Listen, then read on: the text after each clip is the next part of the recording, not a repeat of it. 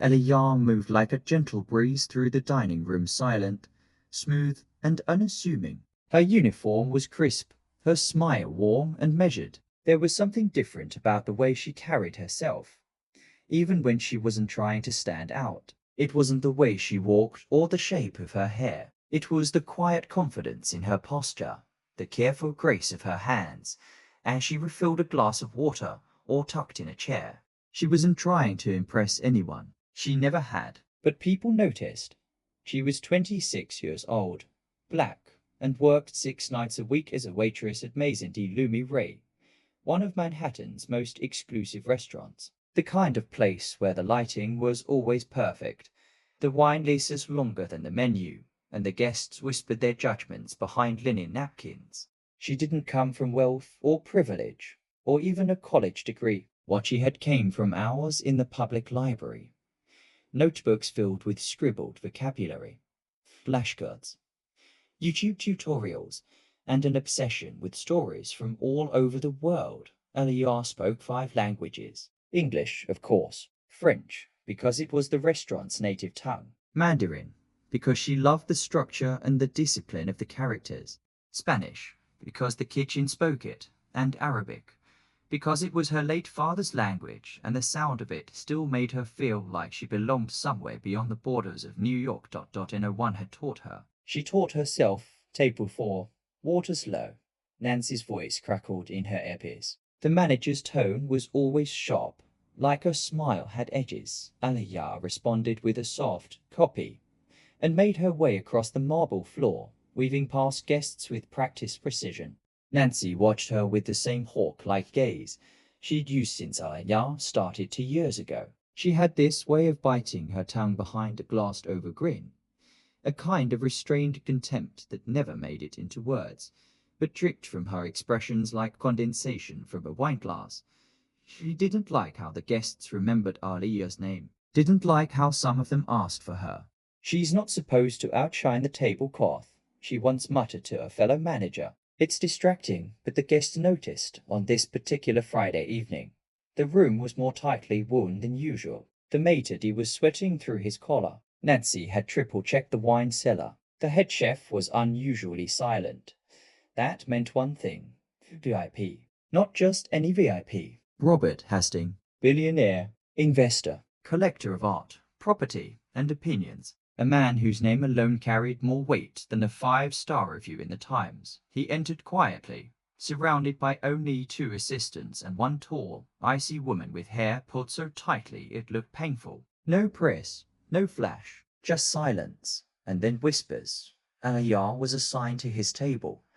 Nancy didn't like it. "She's good," the maitre d' insisted, "and he's not coming here to be entertained. He's coming here to be left alone." Nancy had forced a smile. "Fine, let her serve, but remind her who she's working for. Double quotes. And a reminder was necessary.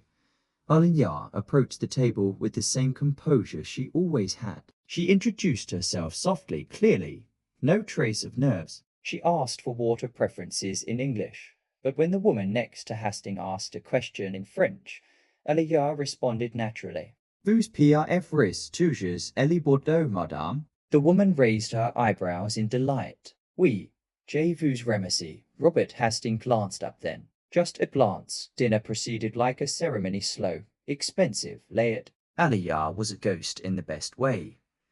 There when needed, invisible when not. The billionaire's party didn't talk much. They barely touched their food.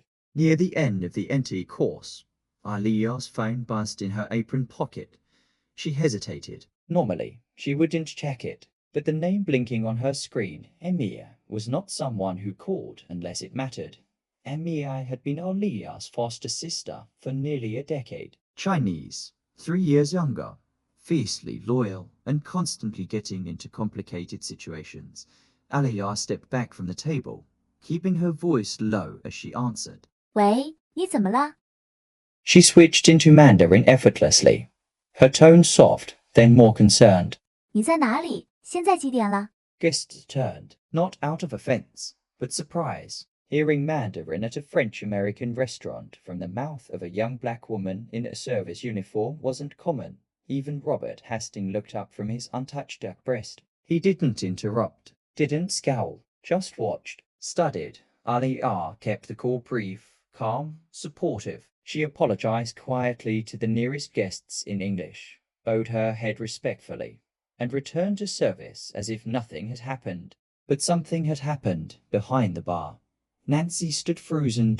In her mind, Aaliyah had crossed a line. She didn't know how to describe it, but it made her uncomfortable. That fluency, that unexpected switch in languages, it didn't match the box Nancy had put her in, and that was the real crime. The kitchen staff whispered admiration. One of the line cooks, Carlos, smiled proudly. "I didn't even know she spoke Chinese," he said. "That girl is a genius." Back on the floor, Aaliyah cleared plates and offered dessert options with the same gentle poise as always. Hastings declined sweets but asked for green tea, specifically matcha. She nodded. "You know, matcha is traditionally prepared in silence," she said lightly, handing him the cup. "To focus the mind." His assistant looked at her with suspicion, but Hastings smiled.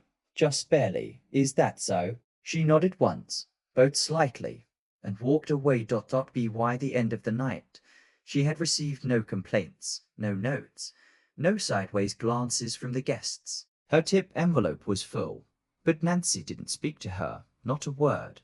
Just a stare, the kind that warned, "You don't belong this close to power."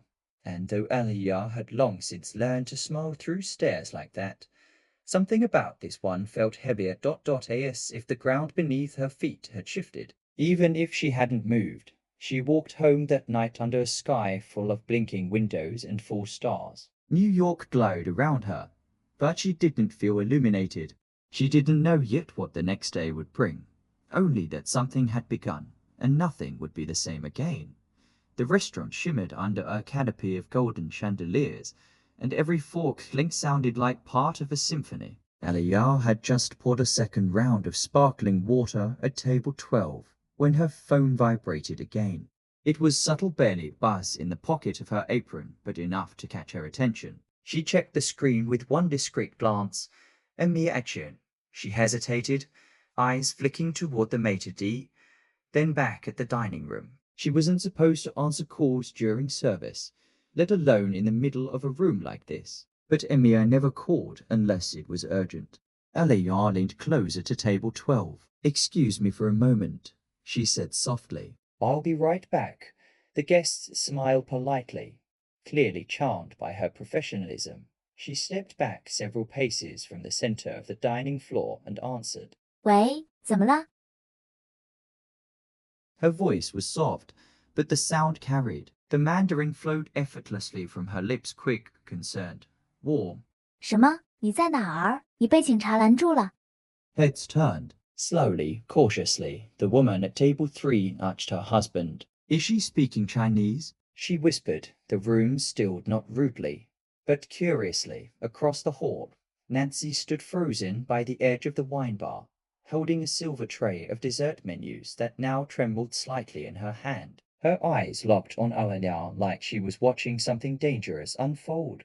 It wasn't the call itself. It wasn't even the language. It was the confidence. Aaliyah wasn't apologizing. She wasn't fumbling or nervous. She spoke as if she had every right in the world to speak. And in Nancy's world, that was the threat. At table 7, Robert Hastings had just lifted his teacup when he heard the switch in language. He didn't drink. He didn't blink. He just turned slowly and stared. Aaliyah didn't notice at first. Her focus was on Emir, who was now crying on the other end of the line. 别怕，我在这儿。你做了什么？他们才拦你？护照呢？ She was calm, soothing, reassuring, like an older sister who had played this role before. Her voice dipped low, rich in empathy, and the Mandarin became something that wrapped around the room like a strange, beautiful spell. A nearby waiter paused mid-step. A couple from Tokyo exchanged a smile. The sommelier, Julio, mouthed the word "damn" to the bartender. And then silence. It wasn't awkward or hostile. It was reverent, like a theater audience stunned into stillness. Just a few seconds. No longer than it took to light a candle. Then she ended the call. 我马上回你，不要挂掉。 She tapped the screen, took a deep breath, and turned back to her duties. She passed table 3, gave a polite nod, and continued toward the kitchen without breaking stride. Hastings followed her with his eyes, not just curious calculating, like someone watching a riddle unfold. Nancy, however, wasn't watching with interest. She was watching with something far colder. She scribbled something into her leather-bound notebook with a tight grip on her pen. Later that night, Aaliyah returned to the staff corridor to a quiet clapping sound. Carlos, the senior line cook, was standing near the dish station with a grin. "Hey, Aaliyah," he said, still in his flour-stained apron. "That phone call, legendary," the pastry chef peeked out from the kitchen. "Girl, I didn't even know you spoke Chinese. You're like a spy or something." Aaliyah smiled modestly and waved them off. "Just helping out my sister." Julio the sommelier nodded approvingly. "You know what that was?" That was class. Straight up class. A few of the younger waitstaff joined in with shy grins and small nods of admiration. She didn't soak it in, just smiled, thanked them, and went back to polishing silverware. But the warmth stayed with her. Not the applause, not the compliments. The fact that, for once, she'd shown her full self and the room hadn't swallowed her whole. She made it home just before midnight. Emiya had calmed down, and the police misunderstanding had been resolved without incident. Just a paperwork issue, nothing criminal. Still, Aaliyah stayed on the phone until Emiya's voice evened out, until she heard her little sister say, "I'm okay now." "Because you answered." The next morning, Aaliyah arrived early for her shift. She always did. She liked the quiet before the chaos, the sound of silverware being unwrapped and tables being dressed like theater stages. But something felt different. Nancy didn't greet her, didn't nod, didn't even glance her way. Instead, she stood in the manager's office with the door cracked open, whispering into her phone and flipping through that same leather notebook. Aaliyah caught one word: insubordination.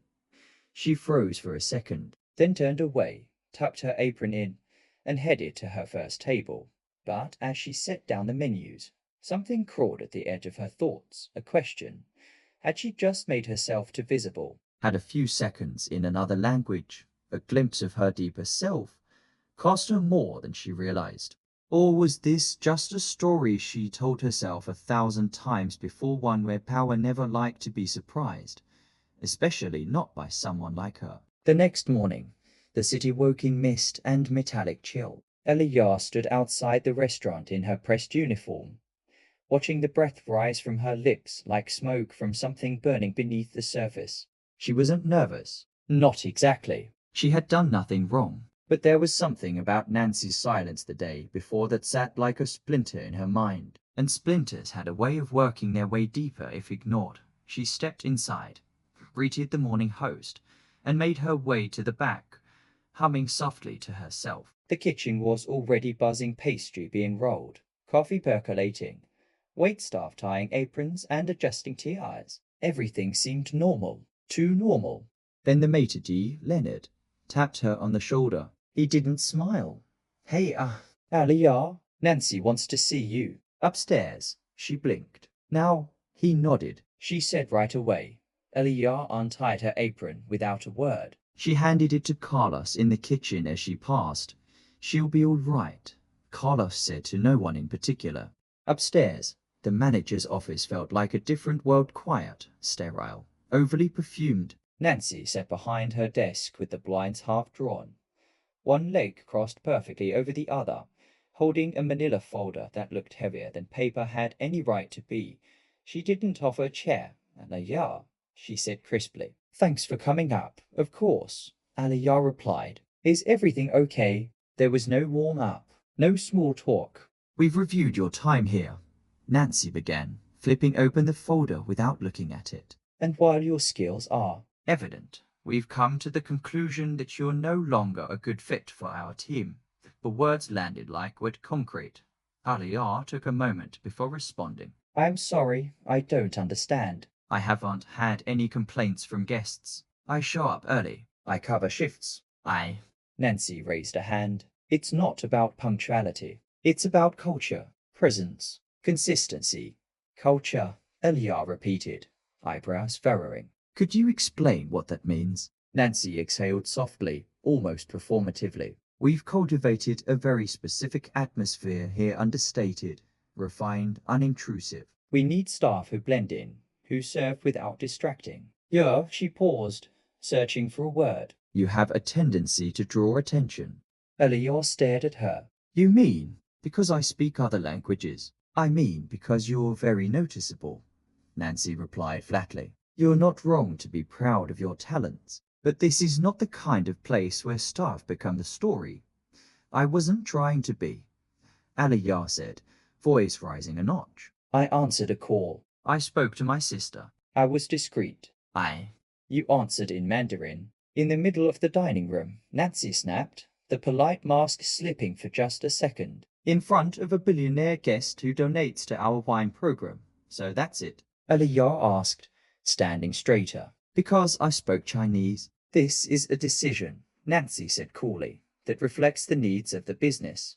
I've never gotten a warning. Never been written up. Never. Aaliyah stopped herself. She could feel the heat crawling up her neck. There was no process, no conversation. Just this. Nancy closed the folder. Sometimes we outgrow people, or people outgrow us. Either way, it's time. Aaliyah looked down at her hands, then back at Nancy. I've been nothing but professional. I've trained new hires. I've translated for international guests. I've helped this place shine. And you're telling me that's the problem? Nancy didn't answer. She only tilted her head in a gesture that said, You've said enough. Aaliyah's voice trembled not from fear, but from the effort of keeping her emotions inside. If this is how you treat someone like me, she said quietly, then I've learned everything I need to learn about this place. Nancy stood and extended a hand. We wish you all the best. Aaliyah didn't shake it. She turned, stepped out of the office, and walked down the stairs without looking back. The hallway was quiet. The air smelled like cinnamon and bleach. Nobody made eye contact. She moved past the kitchen. Julio saw her and frowned. You okay? She just shook her head and walked out the back door. The cold hit her instantly, but she didn't shiver. She just kept walking, arms folded tight, past the dumpsters and service alley, past the fire escapes and cracked pavement, until the restaurant was no longer visible. She didn't cry at first, not even when she reached the subway, not even when the turnstile clicked and the platform blurred past her eyes. But when she sat down finally alone, away from marble floors and rehearsed smiles, she let the tears come, quiet and slow. They traced her jaw like rain down glass. Not because she was weak, but because she was angry, because she had played by the rules and still been punished for shining, because she had dared to be seen. Across the train car, an older woman offered her a tissue. Aaliyah took it, nodded thanks, and wiped her face clean. When she stepped off at her stop in Harlem, she felt lighter. Not freer yet, but clearer. She opened her phone and typed a message to Emiya. I got fired for being too much, but I'm okay. Emiya replied instantly. Too much for them means just right for the world. Come over. I'll make dumplings. Aaliyah smiled through the sting. She wasn't done. Not even close. Because now she had a story, and stories, when told by the right voice, could break more than silence. They could break walls. That evening, as the Harlem sky flushed orange behind rows of old brownstones, Aaliyah lay curled up on the worn sofa in Emiya's apartment. The living room smelled like ginger and sesame oil, warm and familiar. Steam rose from a bamboo basket of dumplings between them. You should sue them, Emiya said, biting into one. That was blatant discrimination. I'd rather build something than fight for crumbs, Aaliyah replied, though her voice was tired. But I don't know what that something is. Her phone buzzed. She almost didn't check it. The message was short, sharp, and unbelievable. I'd like to meet Robert Hastings. She stared at the screen. Her breath caught. What is it? Emiya asked. Aaliyah turned the phone to show her. Emiya blinked. Robert Hastings? The Robert Hastings? The only one I've served duck confit and seen drop a $3,000 tip on a 50-year-old cognac. Emiya leaned forward. Are you going?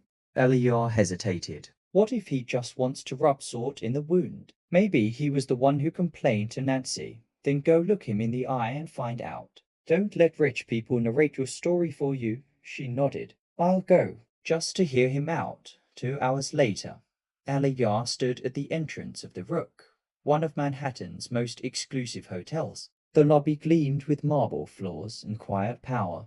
Men in tailored suits whispered into earpieces. Classical music played, as if even the air had a pedigree. The concierge recognized her name. Mr. Hastings is expecting you. Penthouse suite. Double quotes. A as the elevator rose. She smoothed the folds in her coat and forced her hands to stay still. Her reflection in the mirrored walls stared back, poised, but wary. Ready, but cautious. The elevator dinged. The door opened onto a quiet corridor. One of Hastings' assistants, dressed in black, greeted her with a small nod. Right this way. The suite was breathtaking. Glass walls, skyline views, a grand piano in the corner untouched like a sculpture. Robert Hastings stood by the window, drink in hand, looking out over the glittering city. He turned at her approach. Miss Fields. Mr. Hastings, she said evenly. He gestured toward a seat near the bar. Can I offer you something? Water? Wine? I'm fine, thank you. He sat across from her, unhurried. You're probably wondering why I asked you here. I figured it's either to thank me or scold me, Aaliyah said with quiet defiance. Depending on how you saw yesterday, Robert chuckled. That's fair. But no, I didn't ask you here to reprimand you. Quite the opposite. She waited. You speak Mandarin fluently? Yes, she said. He leaned in slightly. Where did you learn it? Online. Books. Conversations. I spent 3 months in Shanghai during college on a volunteer teaching program. It stuck. And you speak others too, I hear. French, Spanish, Arabic, all conversational. I am still learning. Why? She hesitated, then answered truthfully. Because language opens people up. It shows you their soul, not just their words. It's not just about speaking. It's about hearing what people really mean. Robert's expression shifted. The smirk faded. You remind me of someone I knew when I was younger. He was brilliant. Spoke 7 languages. He ended up running cultural diplomacy projects all over the world. Taught me how small I was, despite my wealth. Aaliyah didn't respond. I've spent the past 30 years building companies that influence politics, finance, and defense, he continued. But what we don't have are enough bridges. People who connect. And you think I'm one of those? She asked, unsure whether to believe it. He smiled. I think you're wasted on silver trays and soup orders. Aaliyah gave a half smile. That's what Nancy thought too. She just didn't mean it as a compliment. Robert shook his head. She made a mistake, but mistakes are useful when they reveal what others overlook. She leaned back. So what exactly do you want from me, Mr. Hastings? He stood, walked to the bar, and poured himself another drink, this time offering her one again. She nodded, this time accepting a small glass of wine. He sat. I want to offer you a position, not as a waitress, not as staff, but as part of a new project. Something global, cultural, disruptive. She raised an eyebrow. Disruptive sounds dangerous in the right hands, he said, raising his glass. It's visionary. He went on to explain. His new venture, unnamed as yet, would bring together multilingual talent from underrepresented backgrounds to serve as cultural consultants, not for tourism, but for diplomacy. He wanted a team that could walk into rooms where governments failed and understand the human undercurrents that changed outcomes. You'd be paid generously, he added, but more than that, you'd be building something that could outlive all of us. Aaliyah said nothing for a long time. She stared out the window where the Empire State Building blinked through a layer of fog. I wasn't looking for a mission, she finally said. Sometimes missions find you, Robert said. And you struck me as someone who doesn't need instructions, just opportunity. She studied his face. His age showed around the eyes, but so did a sort of humility or maybe weariness that made her believe he was telling the truth. I'm not sure I trust you, she said quietly. He nodded. That's smart. Don't trust anyone too quickly. But you don't have to trust me to walk through the door I'm opening. She swirled her glass. What's the catch? You'll be visible, he said. You'll be criticized, especially by people who don't like a black woman speaking more languages than their CEO. But I've learned one thing about the kind of people who scare old institutions. He leaned closer. They're always the ones who end up building new ones. Aaliyah smiled. For the first time that day, it wasn't forced. You're serious? I don't waste my evenings, he said. She stood. He did too. I'll think about it. She said, don't take too long, he replied. The world moves fast. She walked out of that suite with a different posture. Her steps didn't rush. Her chin didn't drop. The doorman at the lobby opened the door with a flourish, as if he knew. Outside, the wind had picked up, tugging at her coat, but it felt less harsh now, almost like a whisper pushing her forward.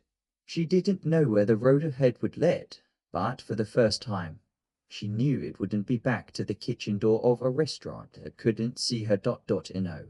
This time, the door had opened for her, and she wasn't just walking through it. She was bringing 1,000 stories with her. The next morning, sunlight spilled through the windows of Emia's apartment, like it had been waiting all night to comfort Aaliyah. She sat quietly at the kitchen table, her fingers tracing the rim of a ceramic mug. Emia, half asleep and wrapped in a faded hoodie, looked at her with one eye open. You didn't sleep. No. Are you gonna take it?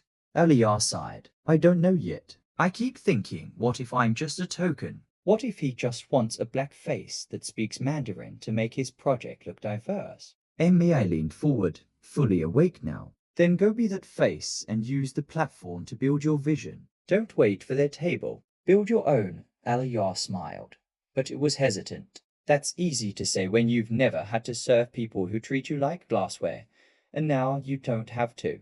The phone buzzed again. Another message from Robert. Lunch. 12:30. Van Gogh room. The Met. Aaliyah looked up. He's serious. Then dress like you are too. The Van Gogh room in the Metropolitan Museum of Art was dimly lit and hushed, as if even the air was made of oil paint and memory. Robert was already there, standing beneath the starry night, his hands clasped behind his back.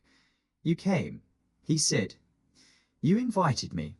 Still, people rarely walk toward the unknown. Most cling to what they've survived.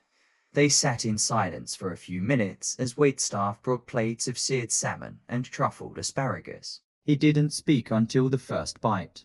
I'm investing in something, he said quietly. Something big, bigger than companies or brands. It's about culture education, diplomacy, conflict resolution. And language is the root of it all. Aaliyah listened. We're building learning hubs in 5 countries to promote cultural literacy beyond textbooks. Real immersion, real dialogue. But we need people who don't just study cultures. We need people who've lived between them. She met his eyes. And you think that's me? I know that's you. She didn't answer. He continued. I want you to be a linguistic advisor. And more than that, I want you to represent what this entire initiative stands for. Intellect where no one expects it. Strength wrapped in courtesy. Diversity without apology. She looked down. I'm a waitress with 5 languages and no formal credentials in cultural anthropology. He leaned forward. Do you think the world's greatest bridge builders had degrees? Most of them just spoke when no one else could. They made people listen. That's what you did. That phone call, it wasn't just Mandarin. It was connection. Every person in that dining room stopped. Aaliyah breathed slowly. The words stuck in a beautiful way, like light touching a wound. She didn't know she had. But why me? She asked again. Why not someone with a cleaner sum? Robert gave a quiet, firm answer. Because if you don't take this, I'll choose someone else. Someone less brilliant, less resilient, less ready. And I don't want that. You deserve this. She felt her throat tighten. No one had said those words to her.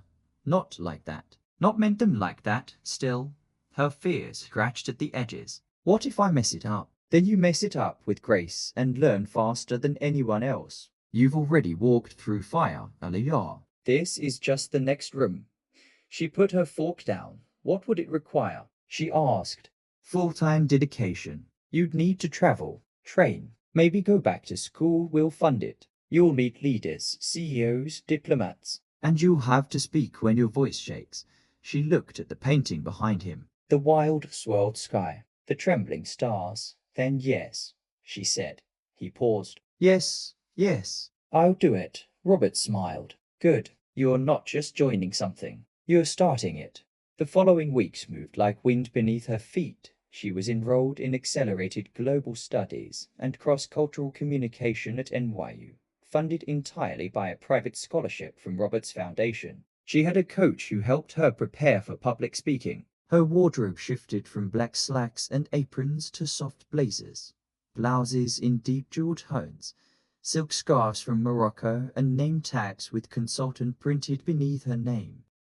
And though the transformation was fast, it never felt fake. She had earned none of this through privilege, only through persistence. She carried trays and cleaned vomit of white linen chairs, and studied between shifts and memorized dialects at AM because she loved the shape of words, the way they touched people before ideas could harden into judgment. The first time she stepped into a boardroom, she wore her natural curls in a soft bun, her posture tall. She introduced herself to a panel of 30 global investors in flawless English, shifted to Mandarin when greeting the Taiwanese attach, and closed with an Arabic proverb that made the Jordanian delegate smile. Afterward, one of the women approached her. Where did you study? She asked. Aaliyah smiled. Mostly buses and night kitchens. The woman looked confused. But Robert, standing behind her, simply grinned. That night, alone in her new apartment, modest but filled with books and light, Aaliyah sat at her small desk and began to write, not a sum, not a journal entry, but a plan. She called it the Table Project. Don't ask for a seat at the table, she wrote, when you can build one big enough for everyone. She listed ideas: community centers for bilingual kids, leadership boot camps for minority students, cross-cultural exchange programs run by locals instead of diplomats. It was just a list, just words. But so were the words that once taught her 5 languages, and they had already changed her life. She pressed save, and for the first time in years, she didn't cry before bed. She smiled because the world had tried to define her, and now, finally, she was starting to define it back, 3 months into her new life. Aaliyah sat at her desk, staring at the blinking cursor. The night outside was calm, but her chest was not. She had spoken at panels, led workshops, even met with ministers of education. But there was something she hadn't said, something she had kept locked away in the name of grace and moving forward. But silence, she realized, wasn't always the high road. Sometimes silence was complicity. So she began to type. I was fired for knowing more than they were willing to admit. That was the title. She took a deep breath and let her fingers speak. I used to think excellence was enough if I worked twice as hard, spoke 5 languages, never arrived late, never raised my voice. Maybe, just maybe, the world would see past my skin and hear me for my mind. I was wrong. 3 months ago, I was fired from an upscale restaurant in Manhattan, not because of poor performance, not because of complaints. I was fired after I answered a phone call in Mandarin from my foster sister who needed urgent help. That night, I saw the room freeze, not because I had disrupted the ambience, but because I had broken an unspoken rule. I revealed more than they were ready to accept. A black waitress, speaking fluent Mandarin, in front of a billionaire. It didn't fit the narrative, and when you don't fit the box, they remove the person, not the box. My manager told me, and I quote, "We need people who don't draw attention." Translation: stay invisible. Don't be excellent. Don't surprise us. But I'm done being quiet. This is not just about me. It's about every person of color who was told to know their place the moment they dared to shine brighter than expected. We're not asking for permission to succeed anymore. We're simply doing it. And if that makes you uncomfortable, good, growth always does. She hit publish. She closed the laptop. Then she cried. Not from sadness, but from release. By morning. The post had over 200,000 shares. By lunch, she was on the trending page of every major platform. Hashtag Aaliyah speaks. Hashtag not your waitress. Morithan Miskin. Aaliyah's inbox exploded not just with praise, but stories. Thousands of them. A Mexican-born surgeon who was told to change his name to Mike. An Asian American lawyer asked not to speak Korean on her lunch break. A Somali high school student mocked for reading Russian literature. Her pain wasn't isolated. It was woven into a system designed to keep brilliance boxed by identity. That evening, her phone rang. It was Ellen. The Ellen Show. Then Trevor Noah's team. Then Good Morning America. Aaliyah chose the smallest platform first, a local podcast in Brooklyn. Start where you began, she told herself, and in that small studio, with no makeup team or flashing lights, she spoke her truth. Not everyone who serves is a servant. Not everyone who cleans tables lacks a seat of their own. The clip went viral. Her voice was calm, firm, undeniable. A week later, news broke. Former employees accuse Ali Lux NYC of systemic discrimination. More waitstaff came forward. A Cuban bartender said he was told not to speak Spanish in front of guests. A Muslim hostess claimed she was asked to wear a less ethnic name tag. A trans employee was let go without explanation after a new manager came in. The spotlight turned harsh. Nancy, the manager who once told Aaliyah she was too noticeable, was put on administrative leave 2 days later. She resigned. Robert Hastings, who had remained silent to avoid overshadowing Aaliyah's voice, finally posted a short statement. In business and in life, there are few things more powerful than truth told plainly. Aaliyah told hers, and the world listened. The restaurant was closed temporarily for restructuring. Corporate released a generic apology. But it didn't matter anymore. The damage was done to their image. The healing, however, had only just begun for others. One afternoon, while speaking at a youth conference in Chicago, a young girl approached Aaliyah after the session. She couldn't have been more than 15. She wore her hair in braids, and her notebook was filled with Mandarin characters. "I'm learning Chinese because of you," she said softly. "They told me I should pick something easier. But I saw your video, and I knew I could do it too." Aaliyah knelt down, eye to eye. "You already have." The girl hugged her.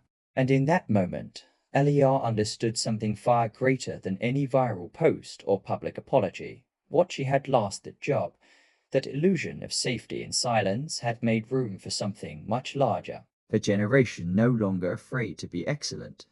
That night, as the city glowed behind her hotel window, Aaliyah sat with her tea and opened her laptop. A new message waited for her. Subject: Unwomen's Global Forum invitation to keynote. She covered her mouth. Her eyes watered from Waitress to world stage, and not because she asked for it, but because she built it, word by word, language by language, step by painful, powerful step. And now, the world wasn't just listening. It was answering back. 3 months into her new life, Aaliyah sat at her desk staring at the blinking cursor. The night outside was calm, but her chest was not. She had spoken at panels, led workshops, even met with ministers of education. But there was something she hadn't said, something she had kept locked away in the name of grace and moving forward. But silence, she realized, wasn't always the high road. Sometimes silence was complicity. So she began to type. I was fired for knowing more than they were willing to admit. That was the title. She took a deep breath and let her fingers speak. I used to think excellence was enough if I worked twice as hard, spoke 5 languages, never arrived late, never raised my voice. Maybe, just maybe, the world would see past my skin and hear me from my mind.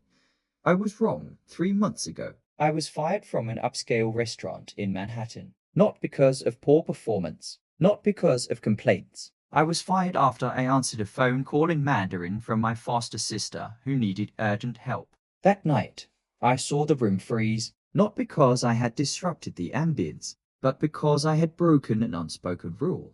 I revealed more than they were ready to accept. A black waitress, speaking fluent Mandarin, in front of a billionaire. It didn't fit the narrative, and when you don't fit the box, they remove the person, not the box. My manager told me, and I quote, "We need people who don't draw attention." Translation: stay invisible. Don't be excellent. Don't surprise us. But I'm done being quiet. This is not just about me. It's about every person of color who was told to know their place the moment they dared to shine brighter than expected. We're not asking for permission to succeed anymore. We're simply doing it. And if that makes you uncomfortable, good, growth always does. She hit publish. She closed the laptop. Then she cried. Not from sadness, but from release.dash.by morning. The post had over 200,000 shares. By lunch. She was on the trending page of every major platform. Hashtag Aaliyah speaks. Hashtag not your waitress. Morithan Miskin. Aaliyah's inbox exploded not just with praise, but stories. Thousands of them. A Mexican-born surgeon who was told to change his name to Mike. An Asian-American lawyer asked not to speak Korean on her lunch break. A Somali high school student mocked for reading Russian literature. Her pain wasn't isolated. It was woven into a system designed to keep brilliance boxed by identity. That evening, her phone rang. It was Ellen. The Ellen Show. Then Trevor Noah's team. Then Good Morning America. Aaliyah chose the smallest platform first, a local podcast in Brooklyn. Start where you began, she told herself, and in that small studio, with no makeup team or flashing lights, she spoke her truth. Not everyone who serves is a servant. Not everyone who cleans tables lacks a seat of their own. The clip went viral. Her voice was calm, firm, undeniable. A week later, news broke. Former employees accuse Aaliyah Lux NYC of systemic discrimination. More waitstaff came forward. A Cuban bartender said he was told not to speak Spanish in front of guests. A Muslim hostess claimed she was asked to wear a less ethnic name tag. A trans employee was let go without explanation after a new manager came in. The spotlight turned harsh. Nancy, the manager who once told Aaliyah she was too noticeable, was put on administrative leave 2 days later. She resigned. Robert Hastings, who had remained silent to avoid overshadowing Aaliyah's voice, finally posted a short statement. In business and in life, there are few things more powerful than truth told plainly. Aaliyah told hers, and the world listened. The restaurant was closed temporarily for restructuring. Corporate released a generic apology. But it didn't matter anymore. The damage was done to their image. The healing, however, had only just begun for others. One afternoon, while speaking at a youth conference in Chicago, a young girl approached Aaliyah after the session. She couldn't have been more than 15. She wore her hair in braids, and her notebook was filled with Mandarin characters. I'm learning Chinese because of you, she said softly. They told me I should pick something easier, but I saw your video, and I knew I could do it too. Aaliyah knelt down, eye to eye. You already have. The girl hugged her, and in that moment, Aaliyah understood something far greater than any viral post or public apology. What she had lost the job, that illusion of safety in silence, had made room for something much larger. A generation no longer afraid to be excellent. That night, as the city glowed behind her hotel window, Aaliyah sat with her tea and opened her laptop. A new message waited for her. Subject: Unwomen's Global Forum invitation to keynote. She covered her mouth. Her eyes watered. From Waitress to world stage, and not because she asked for it, but because she built it, word by word, language by language, step by painful, powerful step. And now the world wasn't just listening. It was answering back. Aaliyah sat quietly in the soft glow of her apartment lamp, the city noises drifting faintly through the open window. She was tired physically and emotionally, but not defeated. Far from it. This was the beginning of something much bigger than herself. Her phone buzzed. Another message from a woman named Keisha, a single mother from Atlanta who had lost her job at a retail chain because she didn't fit the brand image. Keisha's story echoed many she had heard since her blog went viral. She wasn't alone, not by a long shot.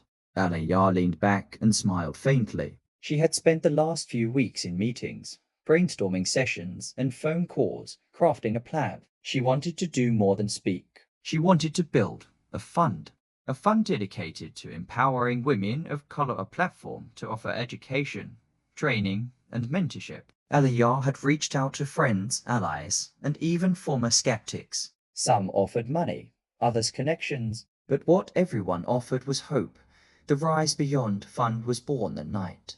Within weeks, the fund's first project was underway, an online academy to teach communication skills, multilingual training, and professional development tailored for marginalized women. Aaliyah personally helped develop curriculum alongside educators and activists.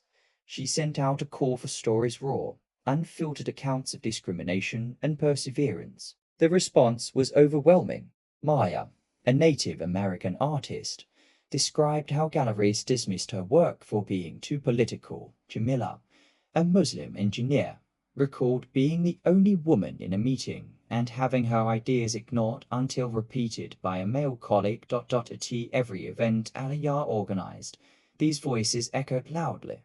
Aaliyah stood at the podium during the first Voices of Change conference in Atlanta. Hundreds filled the room, a sea of faces united by shared struggle and unyielding hope. She spoke slowly, deliberately. I am not the only one. I am just one voice, but together we are a choir. And this choir cannot be silenced. She invited several women on stage to share their stories. The room grew heavy with emotion, tears, applause, and sometimes laughter. The media took notice. Coverage on national news outlets and social media amplified the momentum. One afternoon, a major corporation, Brightpath Inc., reached out to Aaliyah. They admitted their own failings, a history of implicit biases in hiring and promotion. They asked for her guidance in reforming their policies and training programs. Aaliyah saw this as a critical opportunity. During a roundtable meeting, she addressed their executives with unwavering conviction. I am not here for revenge. I don't want to tear down your company. I'm here because change is overdue. It's not about hiring quotas, it's about recognizing the humanity behind every resume, every interview, every workday. She challenged them to go beyond performative gestures, to build a culture where diversity is a foundation, not an afterthought, where every voice, no matter how soft or accented, is heard and valued. Executives nodded, some uncomfortable, some inspired.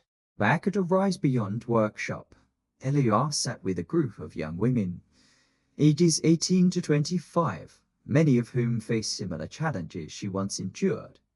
She shared her story, the firing, the doubt, the eventual triumph. A wise elderly man sitting peacefully under a bonsai tree at sunset, holding a closed ancient book in his lap. His eyes calm and reflective, the golden light of dusk surrounds him, with falling leaves drifting in the breeze. The scene symbolizes enlightenment, peace after effort, and inner strength. Traditional East Asian garden in the background, soft painterly lighting, cinematic and inspirational mood. The movement spread like wildfire. States began introducing legislation to combat workplace discrimination more rigorously. Universities invited Aaliyah to speak about intersectionality and inclusion. Podcasts, webinars, and town halls featured her as a key voice. Yet Aaliyah remained grounded. In interviews, she often repeated her core message. I don't want this to be about me. I want it to be about all of us who have been pushed to the margins. We deserve more than just apologies. We deserve systems that uplift us. One day, during a live broadcast, a young black man called in. He told Aaliyah he had just graduated but feared entering a workforce still rife with the same barriers she described. Aaliyah's response was firm, yet hopeful. Your value is not defined by the narrow expectations of others. You carry history, resilience, and brilliance. The road ahead will not be easy, but change is happening because people like you refuse to stay silent. The call ended with a standing ovation from the studio audience. Months later, as the first anniversary of her blog post approached, Aaliyah organized a nationwide day of empowerment, hosting workshops, seminars, and storytelling sessions from coast to coast. The event brought thousands together, many for the first time feeling seen and heard. In her closing remarks, Aaliyah said, "This is not a fight for the faint-hearted. It is a fight for dignity, for respect, for humanity. I do not seek vengeance for what was done to me. I seek transformation, a world where no one is punished for shining too brightly, I am not the only one, and neither are you. That night, alone in her apartment, Aaliyah opened her journal. She wrote, "The journey continues. Every story shared, every life touched, is a step closer to the world we deserve. I am just one voice, but together, our chorus will never be silenced." She closed the book, a quiet smile crossing her face, because finally, after so long, she was no longer speaking for herself alone. Aaliyah adjusted the strap of her bag nervously as she walked into the grand auditorium filled with people from all walks of life. The annual Human Rights Summit in New York had attracted activists, politicians, and corporate leaders alike. Tonight was a panel discussion titled "Bridging Divides: Stories of Change and Reconciliation." She had been invited as a keynote speaker, and her heart fluttered with anticipation. This summit was an important platform, an opportunity to highlight the progress made and the obstacles that still lay ahead. But she wasn't prepared for the shock that awaited her. As she scanned the crowd from the stage, a familiar face appeared in the front row. It was Nancy, the same Nancy who had once been her manager at the upscale restaurant, the one who fired her without cause, who had looked at her with disdain masked thinly as concern. Nancy was now seated among the audience, listening attentively. The sight sent a swirl of emotions through Aaliyah: surprise, anger, curiosity, and a flicker of hope. After her opening remarks, Aaliyah stepped off stage and approached Nancy cautiously during the reception. Nancy looked older, her confident demeanor softened by years and evident regret. "Hello, Aaliyah," Nancy said quietly, avoiding eye contact at first. "Hello, Nancy," Aaliyah replied steadily. "I didn't expect to see you here," Nancy sighed. "I know. I'm here because I've had time to reflect. I've changed my views, thanks in part to hearing stories like yours."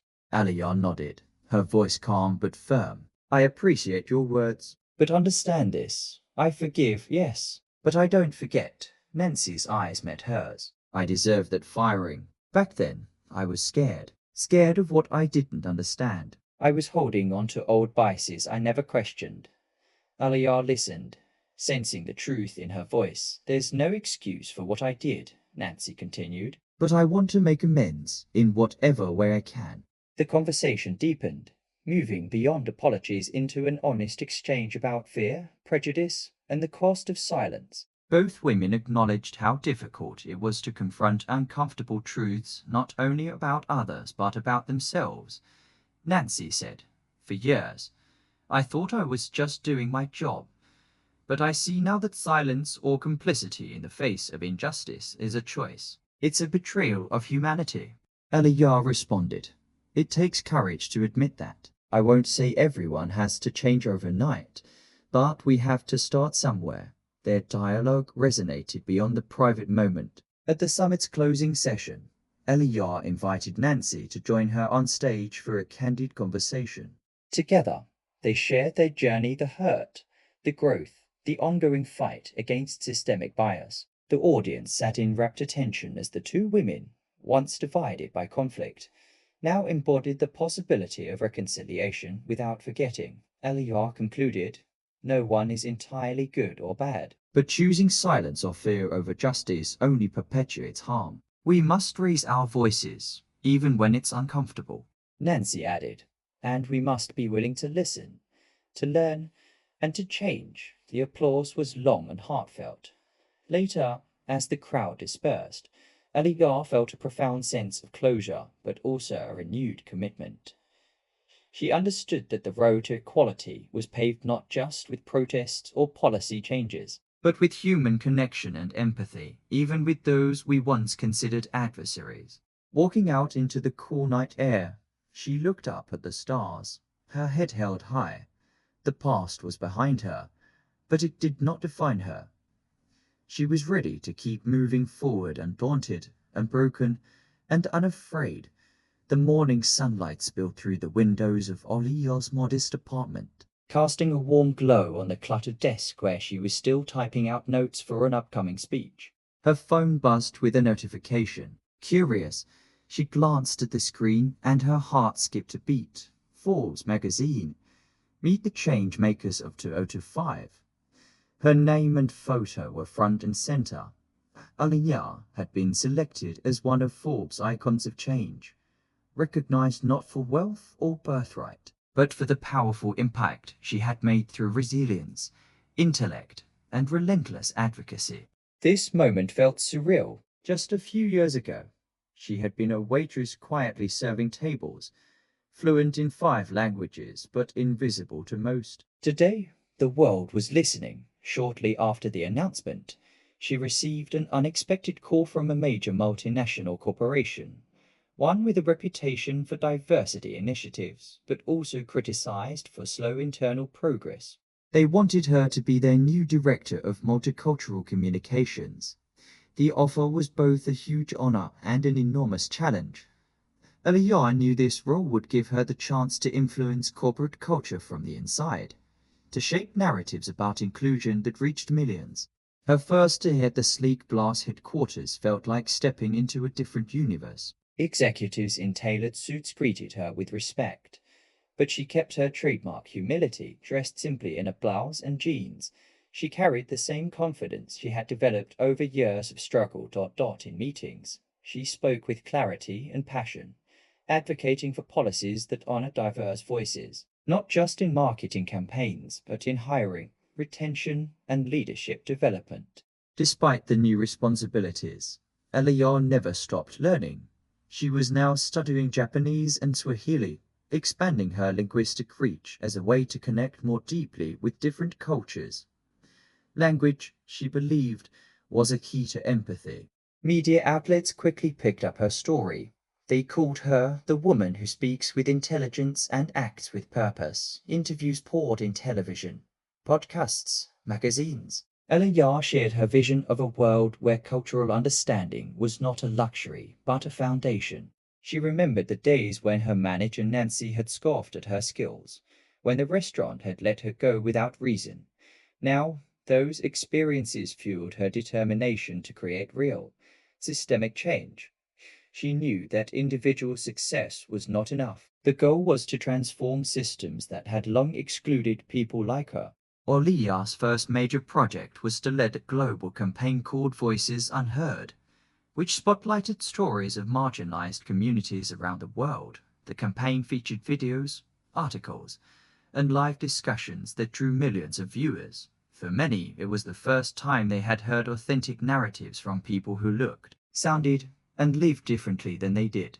At a press conference launching the campaign, Aaliyah stood before reporters, her voice steady. "We cannot claim progress if we only hear from those who have always been heard. True inclusion means amplifying voices that have been silenced for too long." Her words struck a chord, sparking conversations across social media and boardrooms alike. The journey was not without setbacks. Some criticized the campaign as political correctness run amok or accused it of divisiveness, but Aaliyah met opposition with grace, reminding everyone that empathy and justice were not trends to follow but principles to live by. Outside of work, she continued mentoring young women from underrepresented backgrounds, encouraging them to pursue their ambitions with confidence.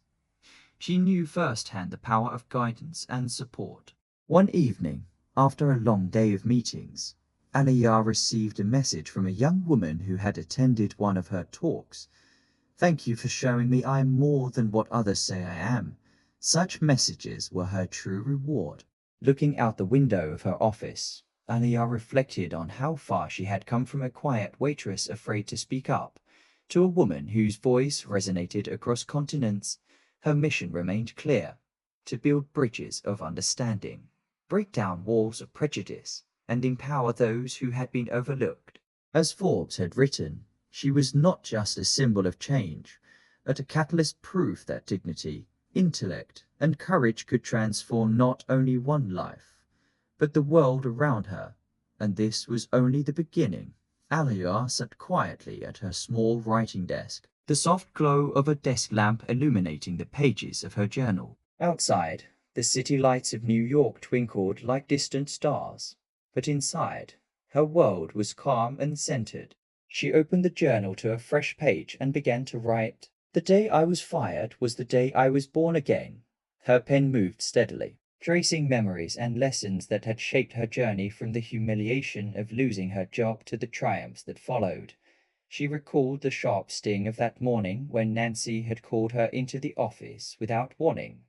The cold dismissal that came without reason or respect. It had felt like a door slammed shut in her face. But with the clarity of hindsight, Aaliyah saw that day as a crucible, one that had forged her into something stronger, more determined.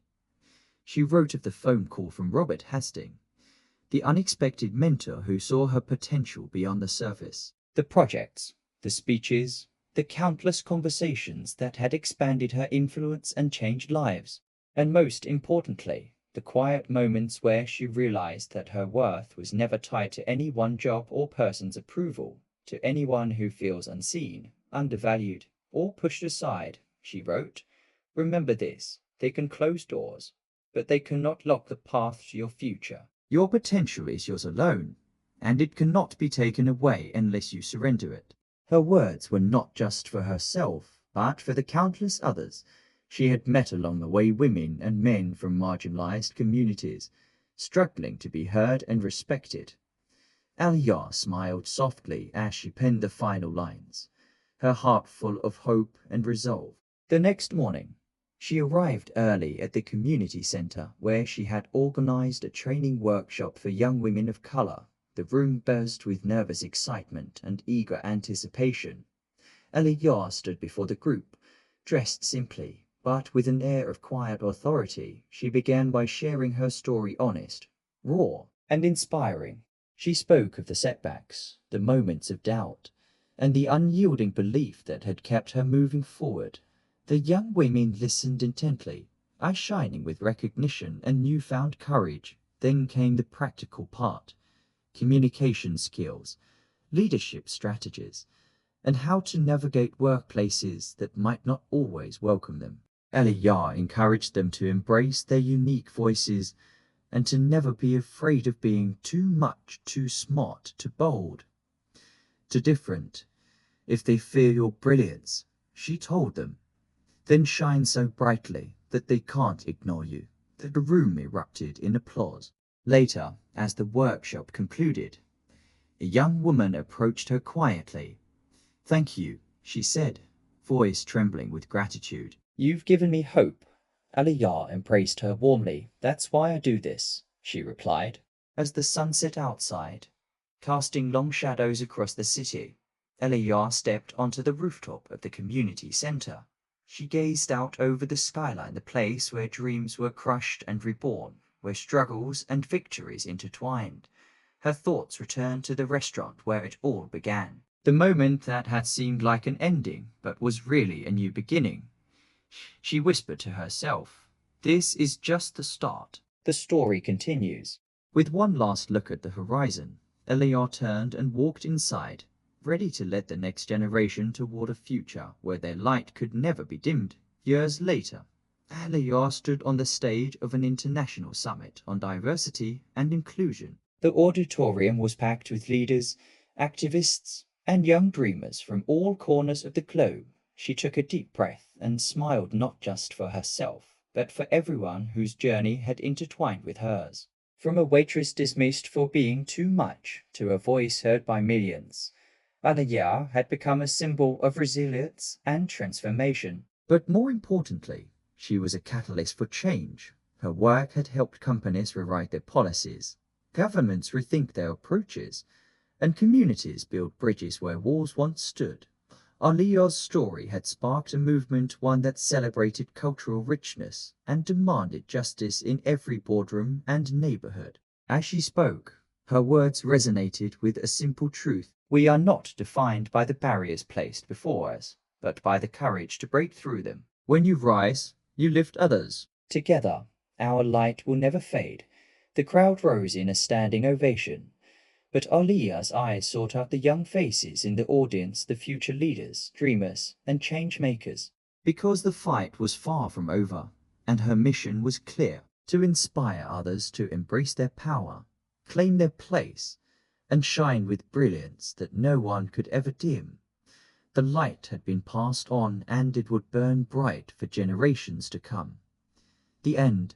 Thank you for watching Aaliyah's story, a powerful reminder that no matter the obstacles, your voice and brilliance can never be silenced. If you were inspired, please like, share, and subscribe to help spread this message of hope and change. Remember, when they fear your light, shine even brighter.